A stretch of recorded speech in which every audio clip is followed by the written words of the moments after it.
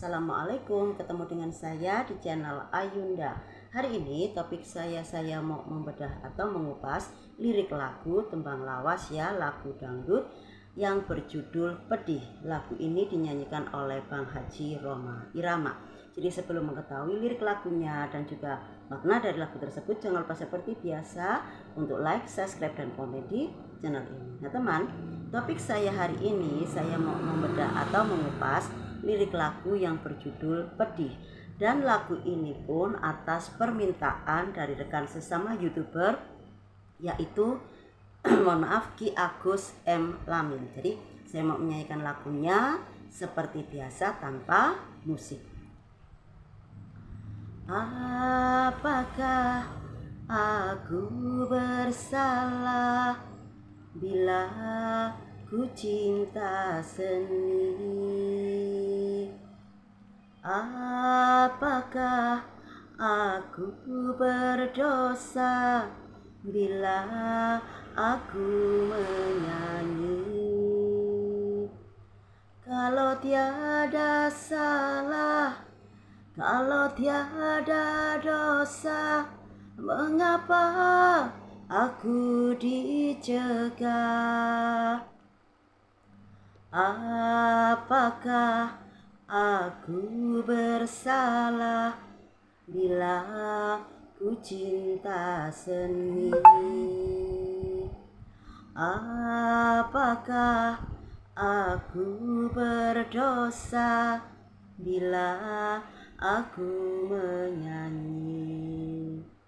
Rumah yang seindah istana ku rasakan bagai neraka.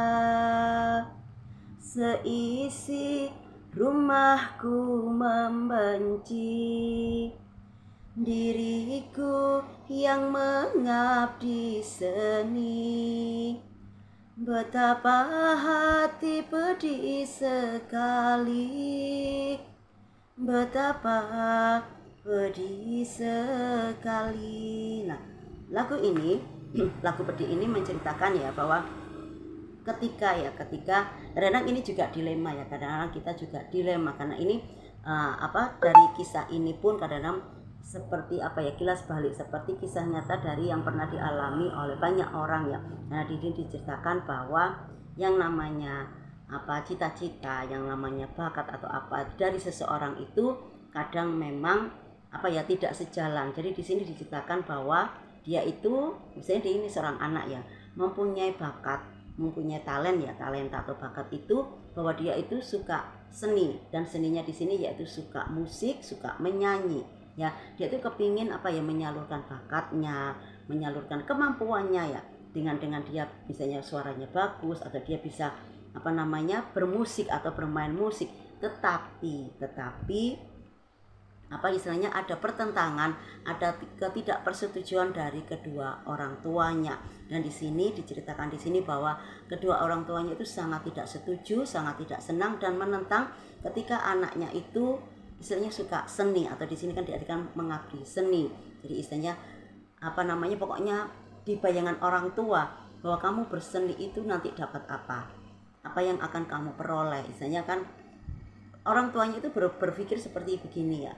Ini mungkin memang ada kisah nyata juga ya, ketika orang tua itu kepingin anaknya itu ketika disekolahkan, terus nanti sampai dari jenjang yang rendah sampai kuliah, kepingin itu anaknya itu nanti mendapat pekerjaan yang baik, misalnya jadi TNI, jadi polisi, jadi dokter, jadi macam-macam. Banyak sekali impian atau cita-cita dari orang tua itu bahwa anaknya itu mempunyai pekerjaan yang tetap dan nanti pada akhirnya mempunyai gajian juga yang tetap. Nah, disinilah kenyataannya misalnya saling berbenturan ya, saling tidak seia sekata, bahwa di sini anaknya itu mempunyai bakat bahwa dia itu suka bermusik, dia suka menyanyi dan juga bermain musik.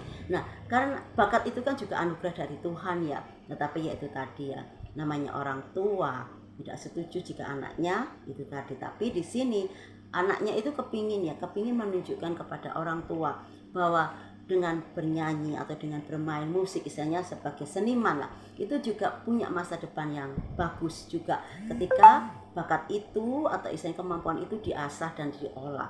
Karena ya tidak seperti yang dibayangkan oleh orang tuanya, kedua orang tuanya, bahwa bermain musik atau sebagai seniman itu mesti tidak punya masa depan. Tidak seperti itu ya, bahwa ketika orang itu mencapai suatu tujuan, mereka pun juga punya punya cita-cita, punya langkah gitu loh. Aku nanti harus begini. Jadi ya itu tadi namanya ini kan kisah ini pun kadang sampai sekarang itu bisa dan terjadi ya. Kadang kita yang namanya orang tua itu yang menginginkan anak kita itu jadi ini. Tetapi ketika anak kita itu tidak bisa atau tidak mau, ya itu tadi kadang bisa terlihat ya ketika anak kita itu di SMA, misalnya masuk sekolah di SMA. Maksud orang tua itu kepingin anaknya itu nanti masuk ke jurusan A1. A1 itu biasanya kan ada kimia, ada fisika. Tetapi karena anaknya itu tidak suka, anaknya itu kepingin masuk di jurusan yang A3 atau A4. Kalau A1 itu kan biasanya fisika sama kimia.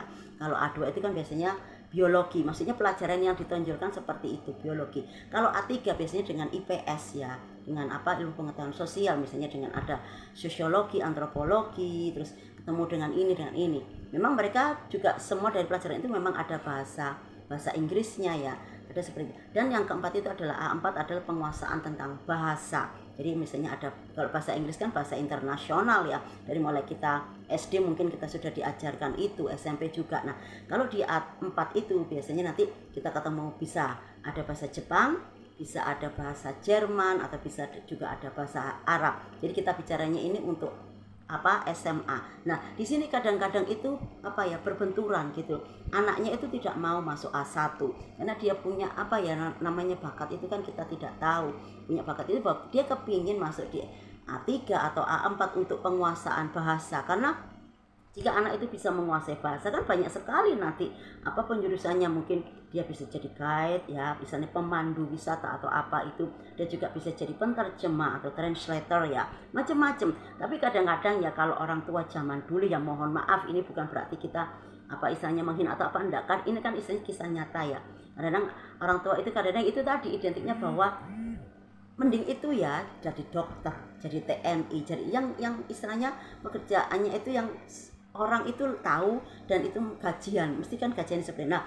Tetapi ya ketika anak itu punya cita-cita yang berbeda kadang-kadang ya itu tadi. Nah kita sebagai orang tua pun harus berusaha untuk memahami ya, harus berusaha untuk mengerti keinginan anak, bakat anak itu bagaimana. Kita sebagai orang tua harusnya mendukung. Oh kamu suka ini, saya dukung. Pokoknya kamu serius, kamu betul-betul serius di bidang kamu. Nantinya memang kalau itu memang pilihanmu, pokoknya kamu harus serius. Kamu harus buktikan kepada kita, misalnya kepada orang tua, bahwa kamu itu mampu dan kamu bisa memberikan istilahnya nama baik orang tua. Nah itu tadi ya teman ya, sedikit tentang makna dari lirik lagu yang berjudul Pedih. Jadi semoga ya kita itu sebagai orang tua bisa menjadi orang tua yang dalam artian tidak menuntut, tapi kita juga harus bisa tahu keinginan anak kita. Jadi Ki Agus M. Lamin, requestnya sudah saya nyanyikan ya, dan mohon maaf jika tadi ada kekeliruan atau liriknya salah. Jadi sampai di sini dulu ya teman topik saya hari ini. Sampai ketemu di lain waktu dengan topik-topik yang lain yang lebih menarik lagi. Jangan lupa jaga kesehatan, tetap semangat. Wassalamualaikum.